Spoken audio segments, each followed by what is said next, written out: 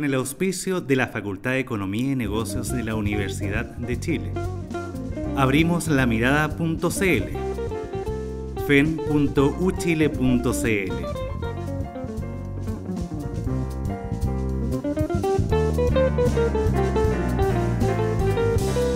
Presenta La Mesa. Bienvenidos a este nuevo capítulo, esta nueva edición de La Mesa, esta coproducción del Mostrador Mercados y la Facultad de Economía y Negocios de la Universidad de Chile. Tuvimos un pequeño break, vacaciones de invierno de 2 semanas, muchas cosas pasaron. No vamos a hablar de la reforma tributaria, al menos creo que no hoy, sé que no, pero hoy vamos a hablar de la utilidad de las empresas chilenas en el contexto de lo que está pasando en Chile y el mundo. Nuestro invitado es Felipe Ruiz, BCI. Felipe, muchas gracias por venir. Muchas gracias por la invitación.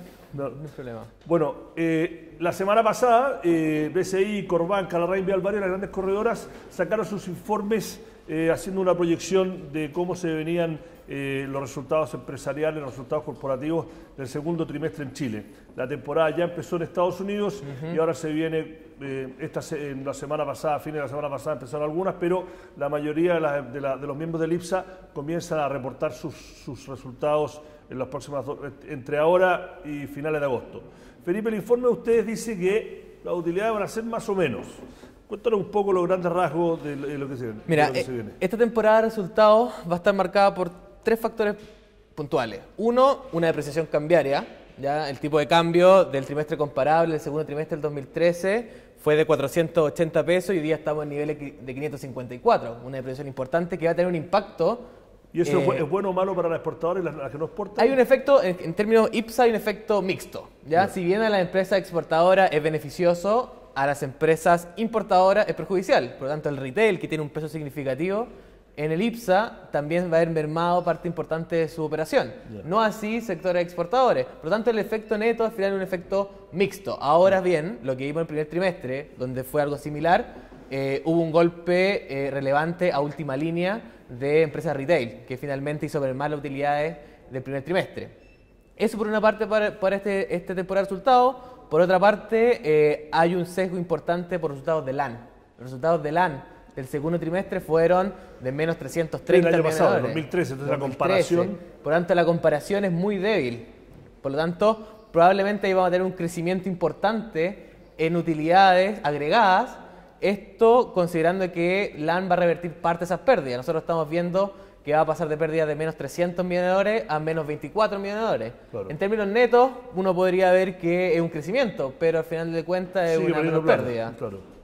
Y la banca, no, a pesar de que han llorado por las comisiones, tú trabajas con una banca, así que tienes que tener cuidado, ¿no? Por ahí el bono te lo golpean, pero no. Pero la banca viene llorando de que las comisiones, mucha regulación, la tasa máxima convencional, pero la verdad es que la banca viene en un año como avión, la mayoría de los 5 grandes tiene una rentabilidad sobre patrimonio volviendo por arriba del 20%, los 2, 3 más grandes por arriba del 25%, que es una tasa envidiable en cualquier parte del mundo. La inflación ha sido un factor, la contención de costos ha sido otra, y eso en un contexto en que la economía se está desacelerando. ¿Qué peso va a tener la banca y cómo lo ves tú a futuro? Ciertamente, el primer semestre la banca ha sorprendido al alza. Uno, como bien decías tú, por el efecto de margen interneto relacionado principalmente por la variación del UEF. Claro. En la UEF, primer trimestre, hoy día estamos alrededor de 1,7% por sobre el trimestre anterior. Por lo tanto, vamos a ver presiones al alza en ese aspecto que compensan todo efecto negativo relacionado con menores colocaciones, una expansión de colocaciones que nosotros estamos viendo real de un 4% real, que es bastante bajo comparado a años anteriores, pero todo eso pasa a segundo plano respecto a la expansión de margen interneto. Por otra parte también vemos un gasto en provisiones algo más acotado y que en general todo indica que la banca, nosotros estamos viendo un crecimiento de la banca de utilidades de un 50% año a año, segundo trimestre de 2013 versus este segundo trimestre. Por lo tanto, es un factor que empuja al alza los resultados consolidados de todas las compañías IPSA. Sacando esos factores que tú te referiste, ¿cómo está, si uno mira la radiografía de las utilidades de la empresa, cómo están? Es un punto importante. Nosotros hicimos un análisis, escapando un poco del sector del agregado. Ya tratamos de ir, ¿qué pasa si sacamos la banca? ¿Qué pasa si sacamos LAN? Que son como efectos puntuales y que se alejan un poco de la realidad. y nos dimos cuenta que las utilidades vendrían una contracción de un menos 1,9% año a año, Si sacando sacamos la estos banca y la efectos. TAM, ya. Por lo tanto, el resto de las industrias, en el agregado, vería una contracción leve, ¿ya? Tal como lo vimos en el 1T14, primer trimestre del 2014.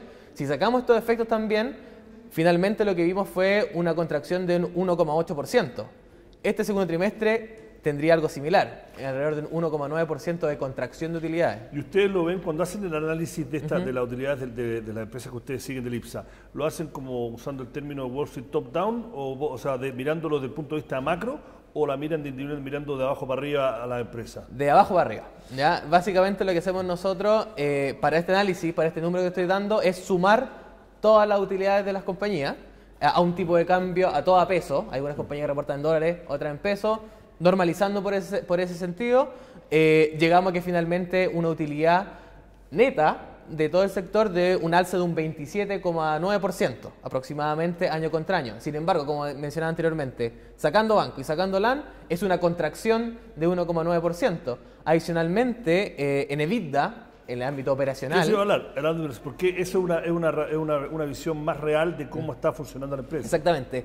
En términos de operacionalmente, la expansión es muy acotada. Vemos un nivel de expansión de EBITDA de 3%.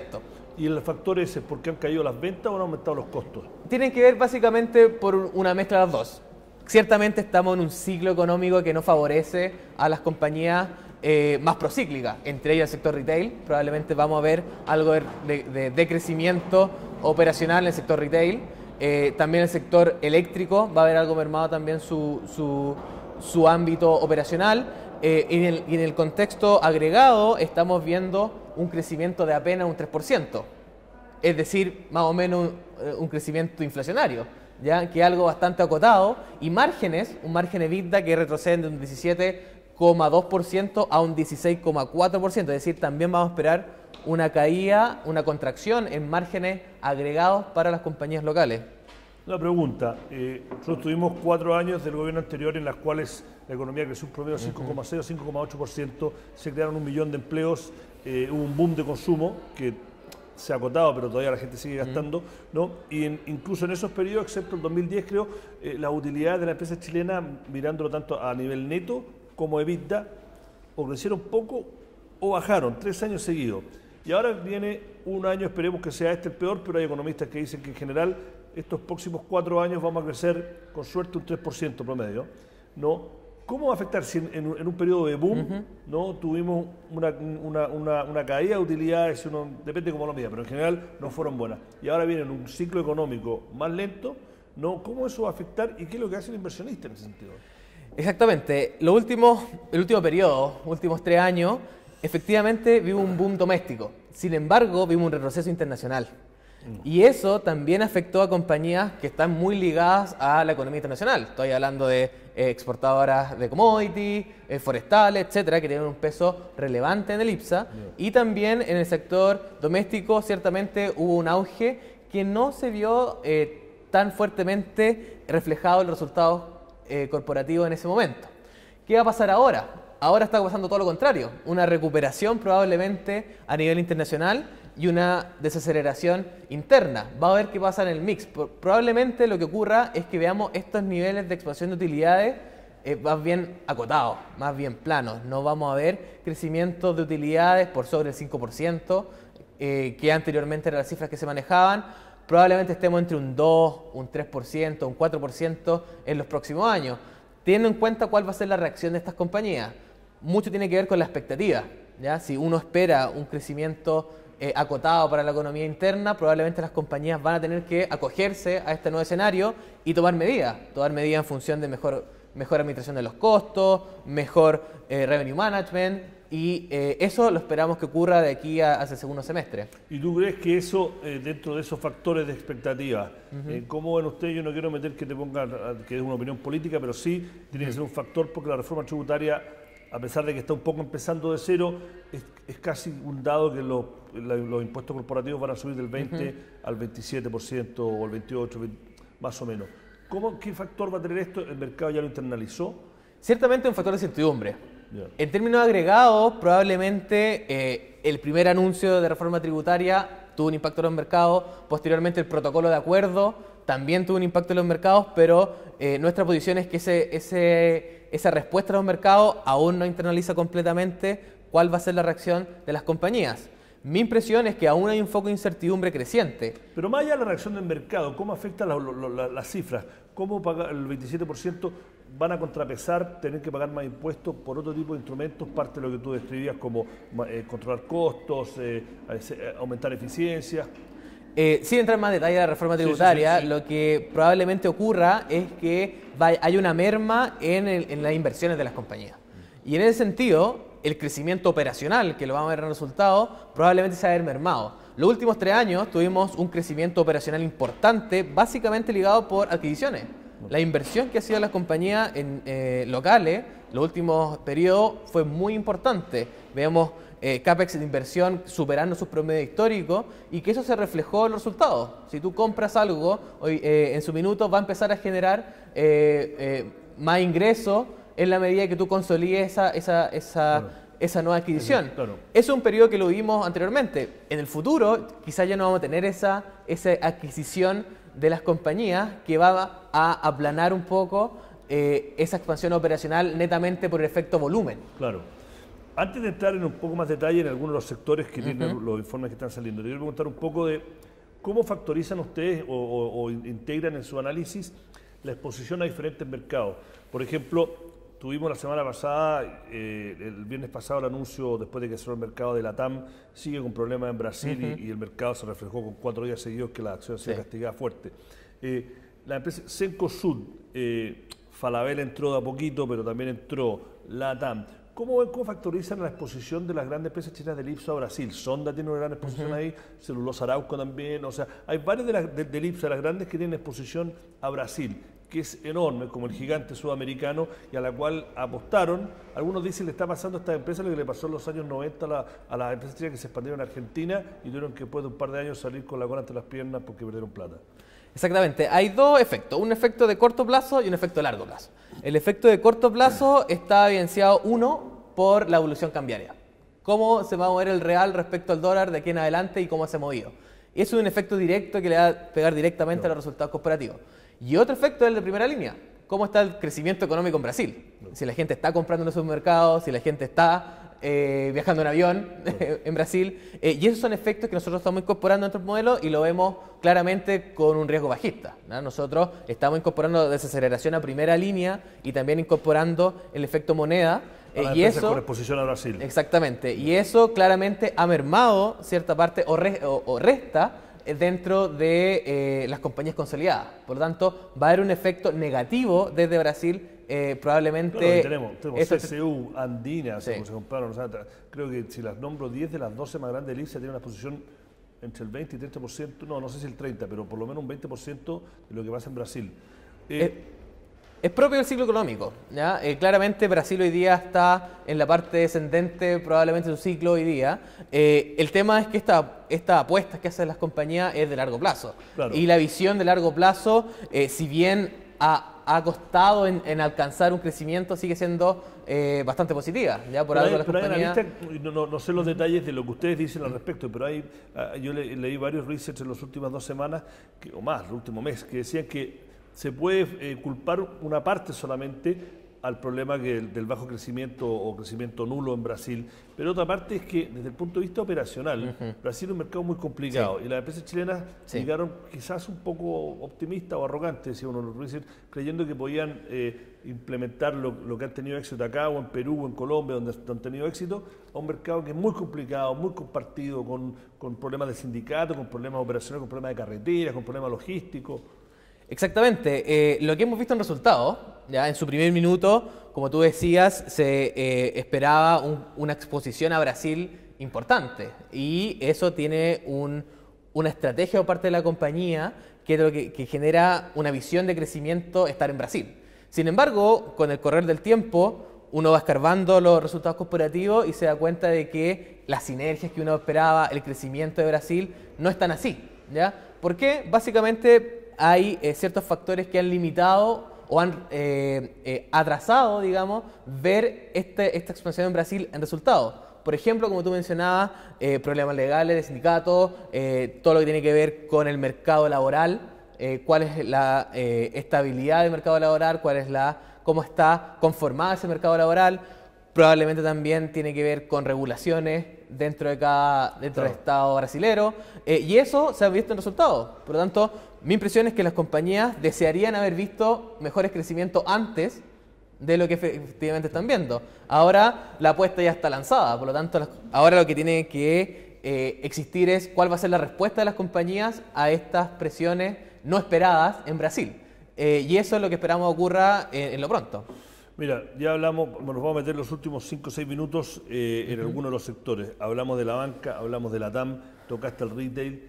¿Cuáles son los otros sectores que ustedes le han puesto un énfasis y que la audiencia tendría que pegar, que tendría que prestar particular atención en estas temporadas de resultados que se vienen? Sí, hay dos sectores que tienen elevado peso en el IPSA y que van a mostrar interesantes resultados. Uno es el sector eléctrico y otro es el sector forestal.